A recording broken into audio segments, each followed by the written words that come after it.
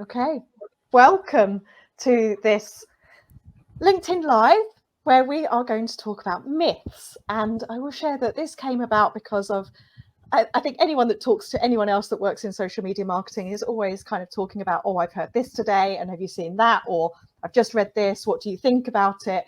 And just thought it'd be great to do a panel session and discuss it with some friends for some other people to watch. Not going to promise that we have all the answers or silver bullets, because that wouldn't be right. I don't think any of us would agree that we've got all the answers for this. So hopefully you will just enjoy watching us debate some of the key topics that we've done a little bit of prep around in terms of what should we talk about, what do you hear, and things like that. So welcome to this session. Jonathan, good morning. Thank you for joining us already. If we haven't met before, my name is Luan Wise. I am a marketing consultant. I've been working in the world of social media for, I guess, well over 15 years now, from across the different platforms. I teach it, I write about it, and I support clients in using different social media platforms as well. You may have seen that I do a monthly update session with Andy, and sometimes we talk about data and what that means. So I'm really excited to be joined by Michelle, Lizzie and Alison this morning, and I'll ask you to all introduce yourselves. As Michelle, you literally are the person that's written the book on this topic. I did. I've written a few books around social media over the years. So like you, Luan, I've been in marketing, social media since inception, really. I mean, it was I was in a very blessed place that I had a couple of clients that were interested in what is this social media nonsense. And so I started to experiment very, very early on. And that led me to really understand that, here were some really interesting, far-reaching tools that we could apply our marketing methodology and strategies to. So that is me. Yes, I've written a few books around social media. I still run a digital agency and I look after a group of social media community managers. We work B2B, B2C, and have worked with them for a number of years. And I am looking at the strategy side of things much more than the tactical application of day-to-day stuff. And I still teach the social media strategy masterclass course for the Chartered Institute of Marketing. So meeting lots of people from lots of different walks of life with lots of questions around how to navigate the ever-changing world of social media. Cool. And I love that you use the word nonsense there, because I can recall being at an industry dinner many years ago. You may have heard this story, where I sat next to someone who told me I should be using social media, and I was like, nah, I don't think it's going to take off. Like, I know what I'm doing. I've worked in agency. I've done every channel. This isn't going to take off. It's a bit of a fad. Then went away and started investigating it. And bless, he's never said I told you so, but I'm sure he is thinking about it. So, and I think this is almost important, isn't it, in what all of us do in our day-to-day, is to realize that we are at a certain place with social media, but everyone's at a different place, and some are right at the very beginning and have all the questions, and there's such a mixture of that as well. So yeah, I love the questions. Alison.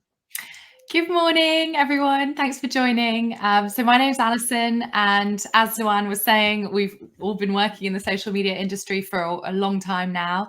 I joined after having trained as a journalist and fell in love with the platform Twitter. Boohoo. And also used it a lot for kind of sourcing stories and chatting with other journalists. So just fell in love with it and decided to actually pursue a career in social media marketing, which was quite a new thing at the time. I cut my teeth at some really big advertising agencies in London, running campaigns for the likes of Brita, Pringles, did some training for people like the BBC and John Lewis. And I just absolutely loved getting to know all the different social media platforms available and, coming up with amazing strategies to help support their campaigns. And then 10 years ago, I launched my own social media consultancy, which is called Avocado Social, which I run with my husband, Richard. And we do a lot of workshops for social media managers, as well as writing strategies, performing competitor audits. But more recently, we've been doing a lot more advertising. So in the last few years, we've been doing a huge amount of LinkedIn advertising, as well as Meta and TikTok advertising. And that's a really exciting place to be. So I'm very interested to kind of share and chat with everyone today about some of the myths that we hear around the advertising side of social media as well as organic. Cool, thank you. And we have obviously pre-prepared our list of myths that we hear all the time. If anyone has got any myths and you're watching this live and want to pop them in the chat, I will keep an eye on that. And if there's any that you're hearing or want us to discuss, we will have time for that as well. Morning, Lizzie. Hello, hi. So I'm Lizzie, or Elizabeth on LinkedIn, or as my mum would call me, Elizabeth. I'm social media manager at UEA, and I've worked professionally in social media for over 10 years, but I was one of those ones who grew up with it. So I was on LiveJournal when I was 11, blogging, chatting. So it's something that I grew into professionally, which was lovely. And my degree was around communications, so it's nice to put two and two together. So I'm responsible for University of East Anglia, not just UEA. I shouldn't just use acronyms. That's like the worst thing you should do. Social media, and I'm responsible for strategy and delivery of campaigns, as well as the communications side of things on social media as well. So yeah, that's me. Cool. So I think we're all relatively experienced in this area, as even though it's a platform that's always changing, but coming at things from slightly different angles. So obviously we'll possibly have different answers to some of the topics and the questions that we might have as well. But Michelle, if I can start with you, as we said, you've written the books on this. How did you distill all the myths you hear into topics for the book, and tell us which ones you've chosen and why? Well, in the myths of social media, the first edition, I think we had 24 myths. And then the second edition, we had 28 myths. And right. We had a whole Trello board full of myths. And we had about 70 different myths that were in there. Because there are, as you've all recognized, this is ever changing. There's lots of ideas around what's right and what's wrong. But the myths that we chose really were the ones that come back to the strategic side of things, that there are tactics and there is strategic thinking. And my position has always been that really we need the strategy before we can do good tactics. And so a lot of the myths that we selected for the book was around let's bring this back to the strategy, that you have to have good planning, good understanding of what it is that you're setting out to achieve from the get-go, because if you understand what it is you're setting out to achieve, you then understand your audience. You then need to figure out where your audience is, because we're not just talking about, their likes and needs and desires. We're talking about, where are they? Where do they go for information? Which channels are they on? They could be on all of the channels. And when they go onto those channels, they're looking for different things on those channels, and they don't want disruptive experiences on those channels. So what does that mean about your channel strategy and your tactics? And so really, and then how do you measure this? How do you measure, what's working? And of course, how do you balance your organic activity and your paid activity? Because we'd be kidding ourselves if we said that the channel's social media now isn't predominantly pay to play. And so how do we kind of shake all the questions out of that so that we can support people through a global understanding and a robust understanding of, if you do not have your strategy clear, everything else is just kind of throwing spaghetti at the wall and hoping that some of it sticks. So that's how I chose the myths. And gosh, I'd have to get the book here. And there's loads of myths. Well, I picked out a couple when I had a check of it yesterday. Like you just mentioned, social media is free, but the other one I particularly like that you covered, like, more content is better. And I know Liz is going to smile at that one in a minute, of like, just keep throwing content out there. Is that what we should be doing? Yeah. I did a workshop just literally about 3 weeks ago for a large global insurer. And that was the biggest. I had like 35 marketers in the room, and they were saying that we just get being told, put more out, put more out, put more out. And it's like, do you ever just ask the question, why? Why are we doing that? What's that for? What does that relate to? You wouldn't do that on email marketing. So why would you do that on social? Yeah. Well, people do it on email marketing, sadly, Elizabeth, but and it's pointless, but they do it on social at the same time. And so there is this need to kind of draw back. But again, that comes into this understanding of the strategic endeavor. Because if you don't know what it is that you're doing and why you're doing it and the alignment with the value that you're creating for the business, people just think, oh, you're just filling the feeds. We just got to fill up all the feeds. We've got to get into the scheduler. We've got to make sure we got something there on Monday, Tuesday, Wednesday, Thursday, Friday on across all the channels, something on the weekends to entertain. Oh, it's National Cake Day, you know, totally irrelevant to the brand, but let's put something out there because we just need to fill the feeds, rather than actually what are we trying to achieve?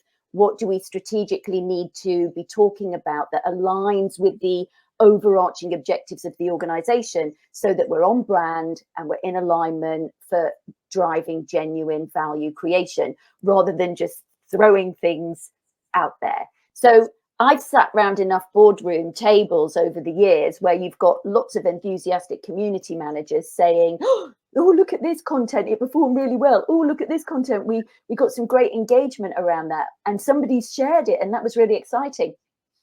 And you've got senior leadership team members saying, okay, what does that mean? What does that actually mean? And as a marketer, if you can't justify what that means, if you can't say, well, actually, that was really an important part because that's driving us into this audience where we're trying to move into that audience, or we're shifting demographics, or we've moved into a new territory, then actually there is no alignment with the value creation. So just creating content for the sake of creating content, you can just be a very busy fool that is actually generating nothing. You know, you're just creating content for the sake of doing that. And I would always question, why are we doing more? Because often less, but the right stuff to the right people. I mean, it's like we have to go back to good old-fashioned marketing: right message, right person, right time, rather than just hoping we're loading enough up so that we hit enough of our markers when we're not doing that anyway. So yeah, I would say no, more content, more of the right content to the right people at the right time. Yes. But if we're just aiming around and not learning and not being smart around insights and what is landing, what isn't landing, then busy fools. And I think all of us have like a somewhat advisory role sometimes. And I think it's really challenging between talking to colleagues and people around tables saying, we want you to get involved, we want to empower you to get involved, and then kind of going, but don't not that one, or and no, don't do this, and kind of getting that balance. And Alison, if you can pick up on that, we know that people want this silver bullet, they want a prescriptive, I need to do X number of posts thing. So, and Lizzie, we'll come on to you talking in your role about kind of like, how do we balance that, empowering everyone to get involved and participate and sharing what we can share with our audiences versus the maybe not that one and this is why, and getting the balance of like how much to post. Yeah, I mean, that's one I get asked all the time, is how many posts should we be doing? And exactly as Michelle was saying, having your strategy is really key here, because every different style of post and content format should have its own objective. So, for example, we hear a lot at the moment that Reels are performing the best on Instagram. When you say the best, if you actually break that down, what people tend to mean is they will get the most reach, they'll get the most visibility. But that's great if you're looking to attract brand new people to your feed. And certainly a Reels strategy is going to draw more non-followers to your content. But actually, what about your current followers? What about the community that you've already built? How are you going to move them from followers to conversions on your website? If you're looking to sell tickets to an event, or even sell a product or drive more leads, is doing a reel the best way of doing that? Could it be more of a carousel approach, or should you be sharing a really good piece of value through an infographic? So every single post should have its own specific objective, and understanding that different posts work well for different things is really important.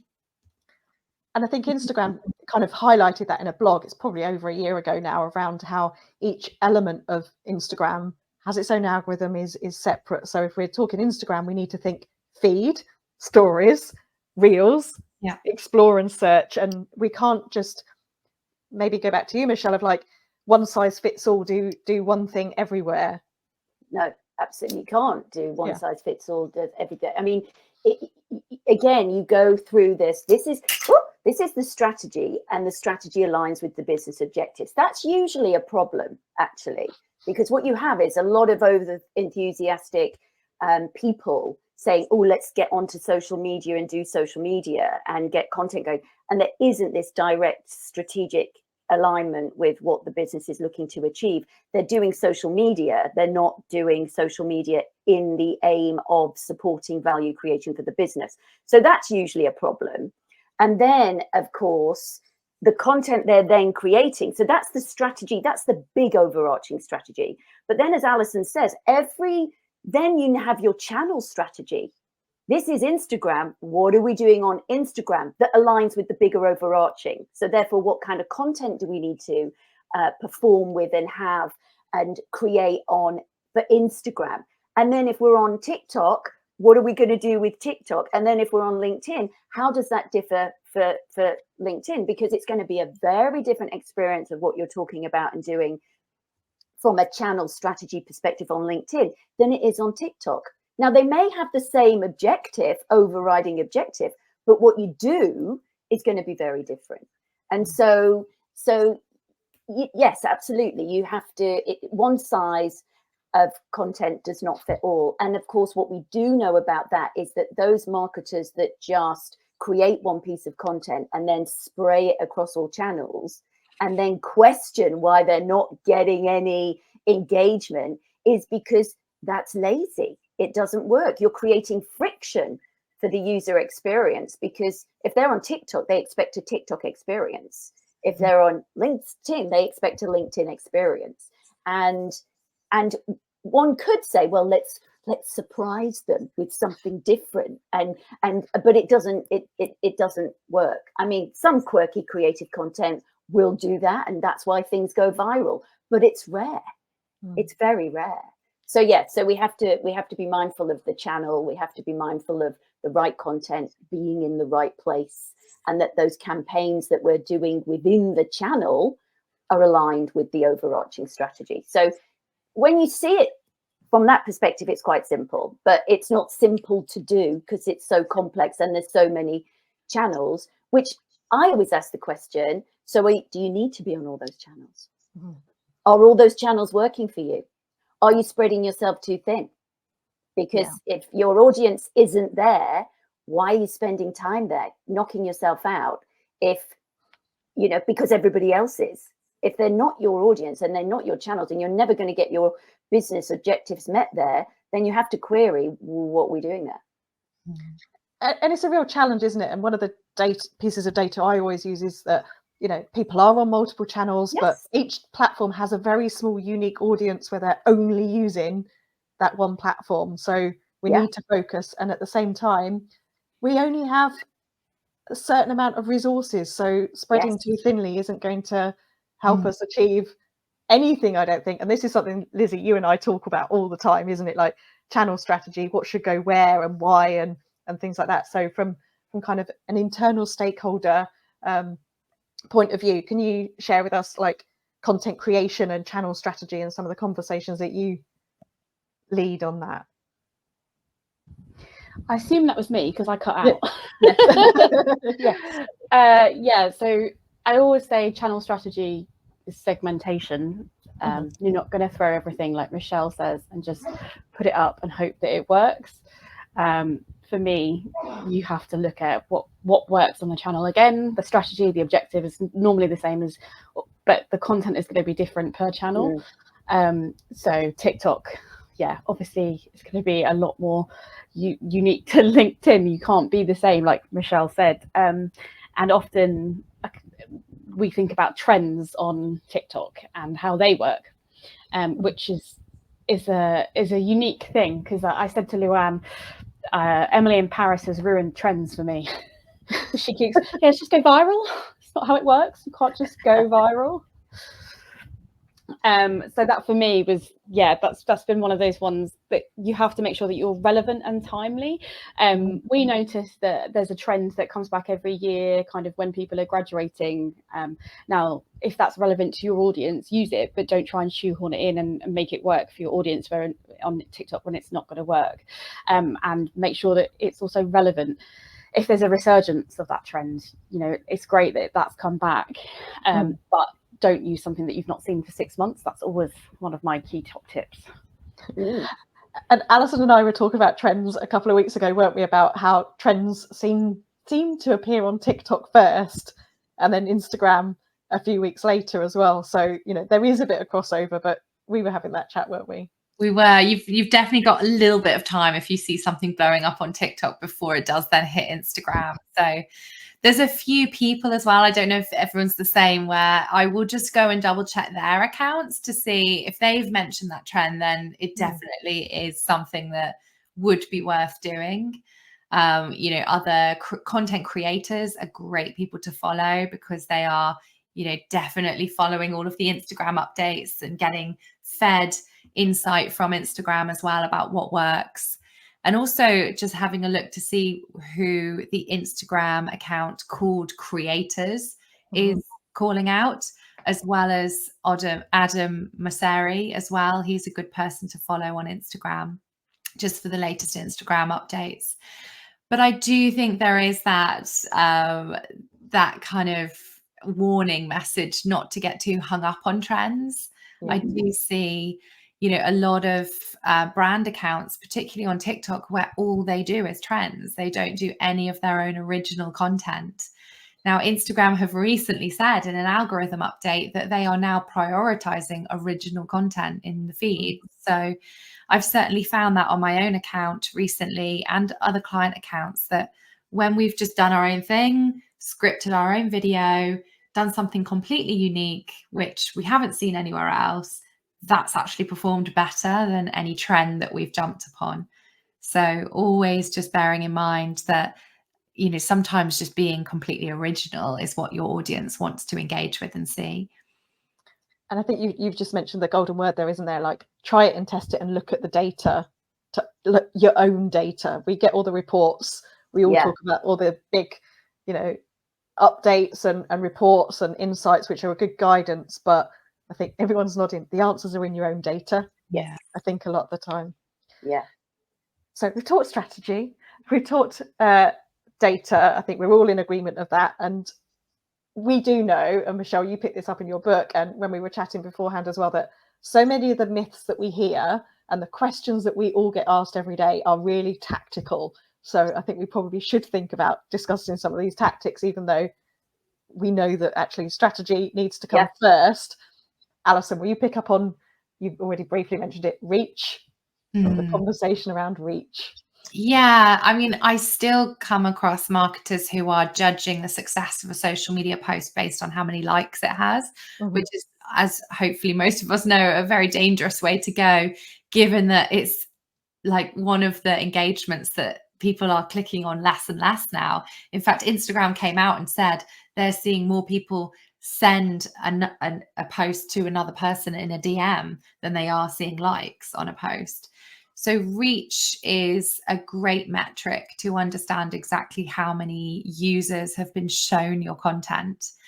And for many years, organic reach has been in decline. And the cynics might say that's because the platforms like Meta want to increase their advertising budgets and revenue. Also, we've got to bear in mind the fact that social media is more popular than it ever has been before. So there's more competition in those feeds. You're battling up against so many others now. So reach is a good way to judge exactly how your content is being seeded, how it's being shown to people, whether the algorithms are enjoying it. And the rumors are that organic reach on Facebook is pretty much dead. And do you know what? I would agree with a lot of that sentiment. Facebook is a really difficult place to grow now, particularly if you're a new brand. And there are tactics which you can use, like using more group scenario content, or focusing your content really around events-based content, which is what people on Facebook love. They love planning events, sending events to each other. Are you going to this? Shall we go to this? Etc. But you can still make a post work organically on Facebook. I mean, recently I worked with a lovely chain of bars and restaurants up in Edinburgh, and they saw huge success from Taylor Swift content. So any content that they had hooked into the Taylor Swift phenomenon around the events that she was doing up in Edinburgh, that all performed really well organically because it was timely. It's because it's what people were talking about on the platform. And that's really important, I think, is hooking in your content to make it relevant. That being said, Michelle did mention earlier that it is a pay to play platform now, Facebook and all social media, I would say. Facebook in particular, if you do want to see success there, you do need to be considering some advertising budgets. And I get asked all the time whether boosting posts is, worth doing. And you see so many rumors about this. I've seen people saying it's a complete waste of money and that it just does nothing for your overall business goals. I personally think there's a time and a place to boost a post. I definitely think if you can see that a post has been performing well organically, for maybe 24 hours, 48 hours. It's something that is getting commented on lots. It's being shared. The reach is good.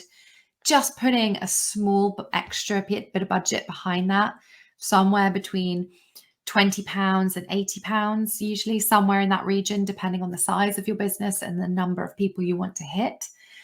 That can really continue a post to go a lot longer than, say, 2 days. You could keep it in the feeds then for, say, 5 days. And so that would benefit your overall reach, but it's not going to drive people back to your website, and it's not going to generate sales or leads for you. So you really do have to be using it specifically just for that brand awareness. Yeah. I'm a huge fan of the advertising platform in Meta anyway. I say huge fan. Hang on, let me rephrase that. I was going to say. I think it's a great tactic to use. I don't think the usability of the dashboard is great, and the amount of bugs on Facebook at the moment, oh my goodness. Yeah. But if you can get a campaign working well, I just had a charity client of mine run some ads on Facebook with £200 total spend, and they got fantastic results. They were getting clicks at 2p per click back to their website. So the Meta Ads dashboard is a really good tactic to use if you are looking to drive more tangible results than just reach. So website clicks, signups, downloads, sales, that would be your one to use there. Yeah, I think in my experience, the question around the boost versus ads is, I think because the boost is quite in your face, and if you're new to social media platforms and you see it all the time, boost this, and you think that for £5 you can do something, and then you get it doesn't work, or it hasn't got me anything response, we're then in another spiral, aren't we? And actually, I'll come to you, Michelle, on one of your chapters was ROI measurement. Yeah. Well, just on that point again, I sound like an old broken record about strategy, but you have to have a paid strategy, just like you have your organic strategy, as part of the social strategy. And as Alison was saying, there'll be different tactics that you will be doing for different parts of the marketing. So if you want to drive awareness, you'll be driving awareness. If you want to drive conversion, it's a very different tactic and element and content and call to action and all the different things that you need to create. But fundamentally, you need to understand what it is that you are setting out to do at the beginning so that you can drive ROI, because otherwise you don't have any tangible relationship. If you just go onto social media and think, oh, well, if I boost this post, I might get some whatever, that's not part of a strategy. That's just kind of throwing the spaghetti at the wall and seeing what happens. And I'm not saying there's we shouldn't be testing these things and learning from these things. But if you've tested and you've learned, then, and you really know what your application is, then we really need to be more strategic so that we can be driving the return on investment that we are looking to achieve. And I guess one of the things that comes up a lot for me in the work that I do when I'm teaching is, what should we be measuring? What should we be measuring? What are good metrics? Now, I split my metrics up. So I have meaningful metrics that are fundamental business value creation drivers for the business. So I'm talking about money. We've driven money, we've driven conversion, we've got people to take the course at the university, we've got them to download the prospectus or whatever it is that we want them to do. That is a tangible, I can put some monetary value to that, and I can showcase that in my report to the senior leadership team to say, look, our social media has driven 92 people to take this action this month, and that has a value to us of X thousands of pounds.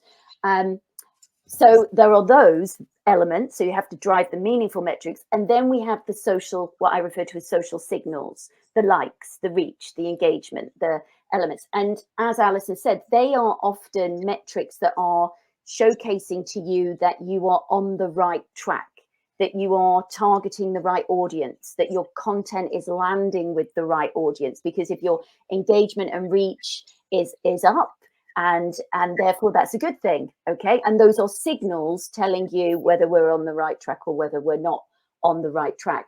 Return on investment doesn't come from your signals. They're a driver of the meaningful metrics. And this is where it often gets distorted, because you will see community managers sharing reports and say, look at the engagement, look at the reach, look at the signal.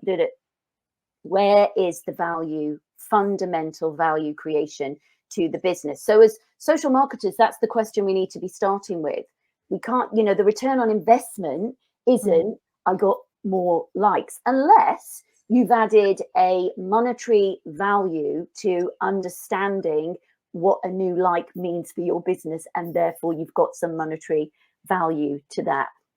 I think it was Kevin, I can't remember the surname of him, but he's the CEO or the CMO of Buffer, did a brilliant piece on what ROI looks like for social media. And he's got this 6-step process. And it is about that. Understand the monetary value that you're needing to drive for the business, and then figure out how you're going to measure it, because it's not going to drop out often of your social media reports.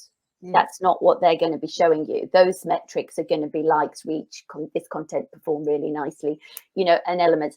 That's not value creation. And so I'd be careful about return on investment and making sure that you're really clear on what you're trying to achieve from a business perspective to make sure you're hitting the right return on investment. And if this was rehearsed, which it isn't, that would have been perfect, because I'm going to pick up on what you're trying to achieve is, for me, one of the myths around, how do we balance the content on our accounts that is storytelling and, awareness, top of funnel, versus we want people to do things. Yeah. We want to drive action. And so one of is it a myth or not a myth? I'm not dispelling it completely, but links, should we include links in our posts? Of course we can't in Instagram captions, so we shouldn't put them there. But a big one is around LinkedIn. We shouldn't put a link because it drives people away from the platform.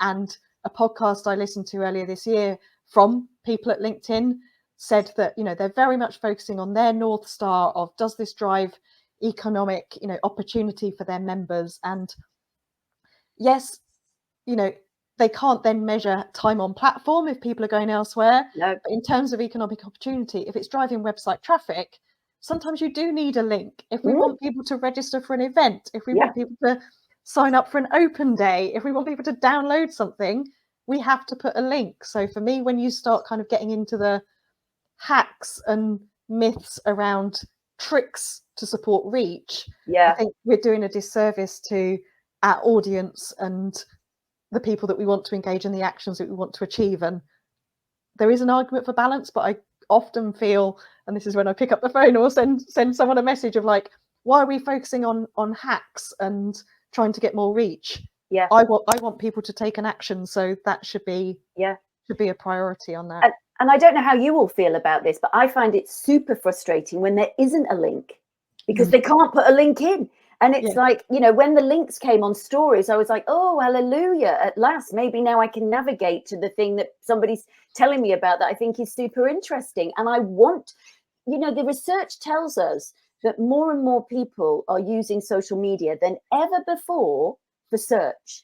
Yeah. We're using social media to search out information, to find information, to buy products and services. When I started training back in, you know, the whatevers, 2009s, 10s, that was nowhere near. So social media would never compete with search. Never. You'd be laughed out of the boardroom. Now, if you're in the 16 to 24-year-old demographic and even older, even all the demographic ranges now are increasingly using social media for search. So of course there needs to be links, because it's now being used like a search engine. And I think the platforms are just going to have to get used to that. They're going to have to change their ways, because there will be friction if they don't, you know, if the audiences are demanding and requesting and wanting, they'll just get frustrated and switch off from the platforms that aren't enabling that for them. So those smart platforms that are enabling it will do better. I feel like there has been a definite drop in people clicking through from organic posts, link clicks, and that is because of the platforms of them. Even, you know, Elon Musk said for X that they do deprioritize anything that includes a link. I think you're right, they're going to have to get behind it, because that's what people want to use it for. And if you think about who they're competing with for information, the Googles, well, then what do Google do? Can you imagine going to Google and there's no links? I mean, what would be the point?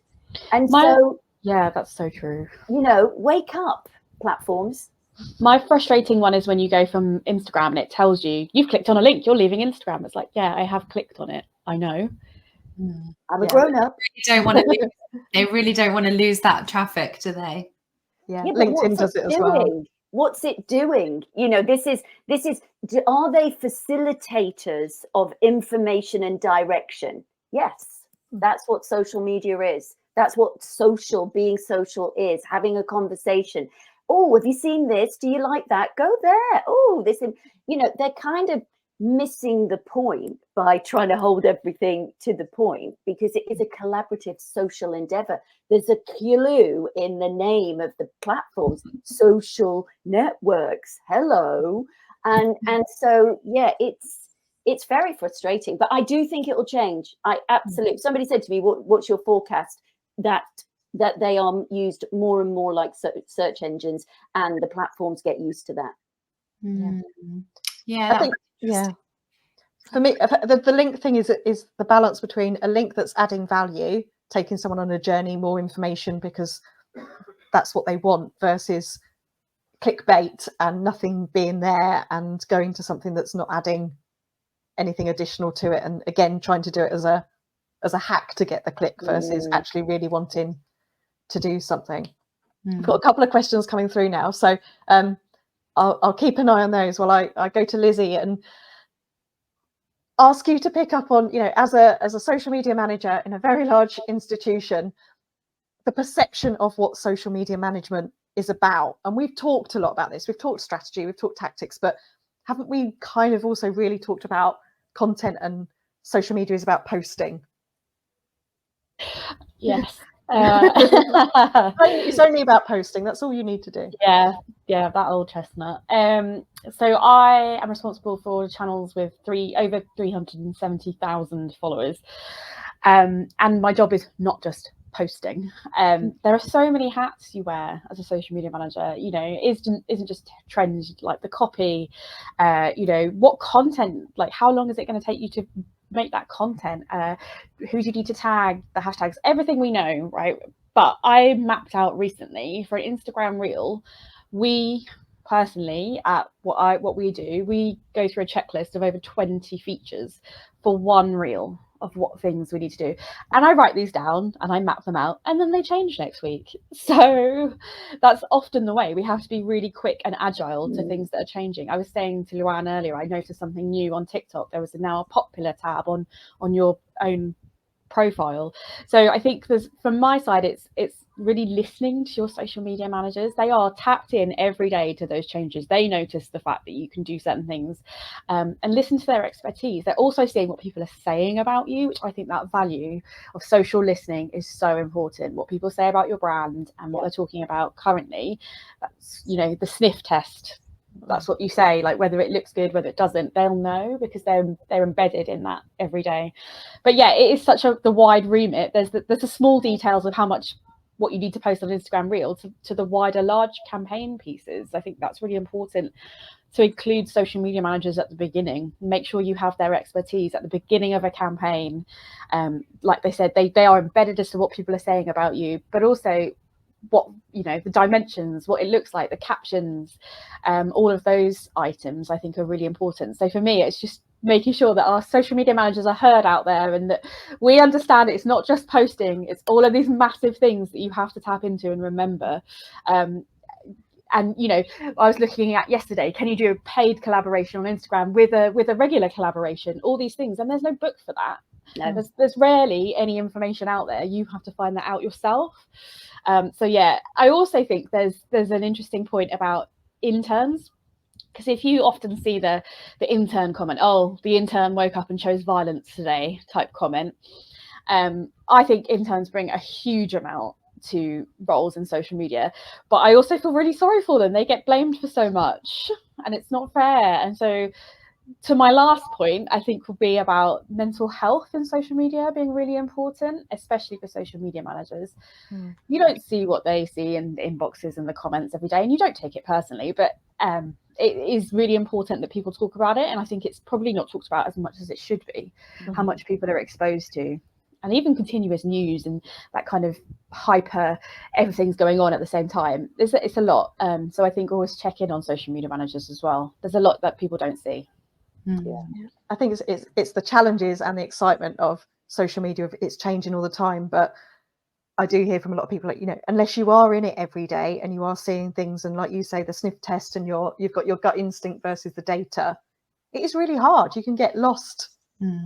Lost, you know, platform by platform or the overall ecosystem really easily. And that's why we do need to tap into each other that is doing it every day and ask each other. And you're right, Lizzie, I don't know what inboxes you're seeing, Alison, but there's some horrific messages that come through from human beings to human imagery beings. And video as well. Yeah, I mean, I know that at Meta they try and offer counselling to the moderators. I'm not sure, you know, whether that's something that's offered to all of them, but I certainly think if the moderators at Facebook are getting that, you know, oh, as Lizzie said, are we checking in on our social media managers?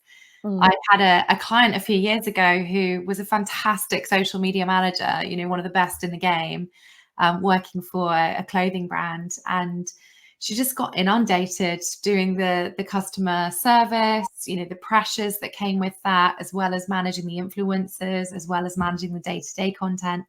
It just got too much and she left. The business has, you know, always sort of missed her. There's been a bit of a hole and they've never found anyone, you know, quite like her. So I think it is really important just to check in and make sure that your social media managers feel supported and they are given, you know, the right tools and they have everything they need to be doing the job that they are doing as well. Yeah.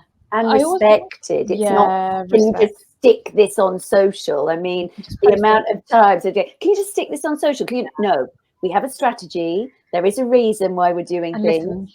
You need to listen to me. I do know what. One of the things, Elizabeth, that we did with a university actually was presented the social media strategy to the rest of the academics so that everybody understood what the role of social media was, so that nobody just said, oh, can you stick this on social? We got this event, can you stick this on social? Because in a university, and I know that's where you're positioned, there's so much going on that you've got and that's not uncommon within lots of different organizations. I'm just using you as an experience. There's so much going on that it's almost like, you know, you're like a hamster on a wheel trying to people please everybody. And that's not the way it should be. It should be that you're the editor of this newspaper, thank you very much, and you're my roving reporters, and you can just bring to me the news and I will decide which channel it goes on, when it goes out, if it's aligned with our strategy. So get them contributing and supporting, but in your way. So it's a, you know, social media managers need to take accountability and be proud of the work that they do, because you're managing mostly the most far-reaching brand channels that organization will ever have. And especially one that can read what's going on, what people are saying about you, you know, what the brand says. The listening is fundamental, and it takes time and attention, and it needs proper support, you know. So yeah, I mean, it's an enormous role. And it always frustrates me when people come and say, well, I do this role and I do this role, and now I've been asked to stick, you know, add on social media. It's just like, well, you're going to have your mind blown in about 2 weeks, because you're not going to be able to do it, you know. I think there's a real, from my perspective, there's a real support network of other social media managers supporting each other, which is really nice. Yeah. And when you meet someone else that works in social, you feel an affinity. It's part of the protection of your mental health, isn't it, to kind of share this. And you know, before Michelle and I came on, I was like, I'm having this at the moment. You're like, yeah, that's normal. And sometimes we need to have that, because it is an absolute challenge. And again, the perception of social media is easy. It's just posting. And Lizzie, I know that you and I have worked together when it's like someone's asked you to do this, and you're like, I need an image and I need this, and when does it need, you know, there's like so many questions to think about all the time, and people, you know, it is that it's demanding. Pop it on social, and you could map that out of how much they'd have to give you, but it changed next week when the platforms update them. Yeah. Agility is a skill. I'm interested to know if you're using like a briefing document or something like that, Lizzie, where if somebody does want something up on your social media, is there like a checklist of things they need to go through with you? Yeah, so that's actually something that I'm developing at the moment. But the briefing document that I find most useful is for creators. And I saw a really good tip recently, which really worked for me. When I say creators, we work with a lot of our brilliant students, and we give them, I saw a really good tip actually, to give someone a start, a middle and an end to what we want to see in a video. And that's worked really well for us. And you know, our students are amazing, and they give us such brilliant content, but having those briefs is so useful, because once you've got that template, you can just go with it. But yeah, in terms of social media users, that's also something we're developing, and I've developed like a test as well for if you would like to start a new account, and what that looks like. And there's an infographic that you can follow to see how you pass and what happens next. I'm just kind of smiling because I know that, you know, anyone that is managing it and involved with, you know, managing colleagues on things, we try and be process driven. And I was talking with a group last week who kind of said, we've got a process, but then sometimes it stops people being spontaneous in the moment because it doesn't fit. So, you know, this probably brings us back as we start to wrap up to, there is no silver bullet. It's constantly understanding this ecosystem, being in it, and asking questions that come back to the fundamental, you know, alignment with business objectives and everything else. Yeah, you mentioned at the beginning. For that spontaneity, Luan, one of the things that we do with clients is we say, set up a internal WhatsApp group with the social media manager and your selected roving reporters. Train the roving reporters, a little bit like Elizabeth saying about, we've got a template for the creators and things like, train them on what they need to and how they need to provide it to you. And then if it's all going into this same WhatsApp group, what it does is everybody it's like machine learning. You know, we become our own AIs, because everybody starts to understand, oh, they put that on there, that worked really well. And it only takes a little note for the social media manager to go back into that group and say, that was brilliant, thank you so much, that was bang on, got really great, and then it starts an influx. I have the same of community. It's great. I have a Teams chat for everyone who's an editor, which works really well, and then everyone shares each other's content as well. It builds a really nice community. And so I think I've seen WhatsApp groups. Sorry, Michelle, where like, I was going to say, because then you're building your own community of content creation. But building the WhatsApp group so that actually you've got representation in that group Yeah. as well, because Yeah. the other challenge is, you know, things are subjective. Should we do this trend or not? And I've had whole conversations in WhatsApp group going, yeah, I find this funny, but it doesn't mean we should do it. Or, Yeah. you know, different generations and different, Yes. you know, other different groups are kind of like, I don't get it, versus Yeah. I'm not aware of this cultural moment. So Yes. actually, this is why we need to collaborate. Yeah. And have that. Yeah. And actually, out of that sort of Teams chat collaboration, I've now started to do more collaborative, the official collaboration posts on Instagram. So you're working with each other's followers, and then you're helping each other, and that's really a lovely piece that's developed out of my sort of Teams chat. Yeah. Cool. I'm going to start wrapping up, but there's one big question in the chat, and we would have known this would come up. So Alison, I'm going to ask you if you'll tackle this one first. Hashtags. Oh, oh, my favorite. Yeah. So my thinking on hashtags is, and this is, you know, based on my own research, which is always really important, plus, you know, what I see others are saying as well. So feedback from clients and other social media managers and consultants. Really, the trend is now to use fewer hashtags than we once did. You know, the limits were right up to about 30 hashtags you could post at one point. So we, I think, understand now that 30 hashtags just looks desperate and ugly. But choosing a selection of hashtags which you know are going to hit the right communities. So actually doing your research, knowing what hashtags creators are using, influencers are using, you know, other businesses are using, and doing that research so that you're putting a selection at the end of your post in the caption, ideally, rather than bang down in the comments. That seems to be what the recommendation is. You know, whether or not hashtags are as powerful as they once were, I think that's a question to research yourself, because all of the words in your caption are ranked within the search. But if you are targeting a specific community that do hang out on certain hashtags and do use hashtags a lot, then you absolutely want to make sure you've got a chance of showing up in their feeds. There will be some brands out there that don't use any. You know, some brands just are like, do you know what? We don't need to. We can get good reach. We don't necessarily have a campaign we want to talk about at the moment, which we would hashtag. So they don't always use them. So I think it has to be your own strategy, your thinking on it, and your approach that you investigate. Yeah, I would say the same on LinkedIn as well. And, you know, again, 2 or 3 at the end, what are relevant from the perception of my argument is they're not going to hurt. I don't think they help the user. And it's about discoverability and search. But I'd say you need to do that bit of research, because I had a whole list of keywords I was working through yesterday, and like most of them aren't followed by anyone and no one's using them. So like you've got to think about what you're using and why you're using them. And I think particularly for branded hashtags, so I'm going to finish with you, Lizzie, of almost like helps you with your own tracking, but your own campaigns and bringing it to life as well. And Lizzie, could you just share with us how you're using hashtags on platforms? Yeah, I was just going to say one of my pet peeves is to use something like hashtag university, because that's so generic and so wide reaching. Who are you trying to reach in that? That is my question.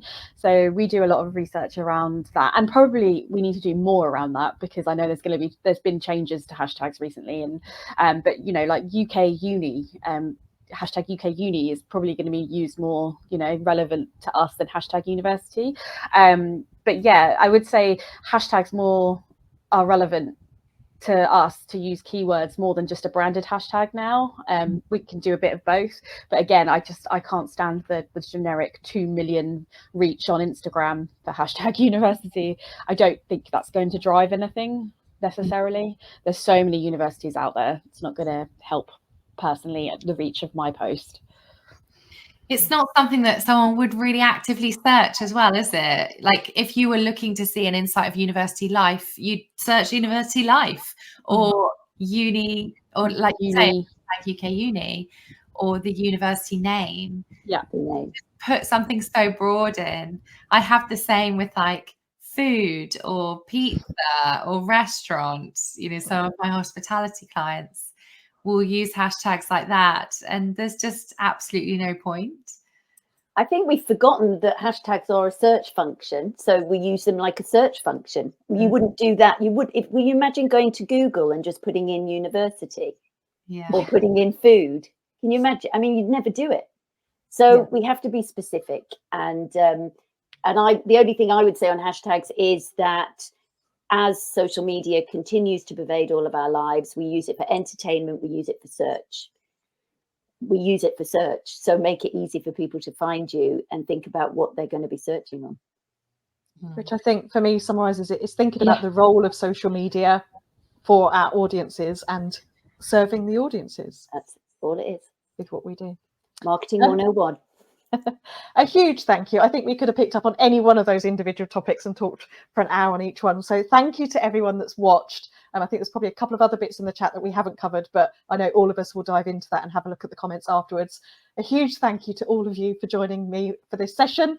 Alison's going to take a photo because that's what we do. Keep in touch. You can find all of us on LinkedIn. If you find any myths at any point in time, please do send us a message and we are happy to talk about it with you. But for now, enjoy the rest of your day. Thank you. Thank you, everyone.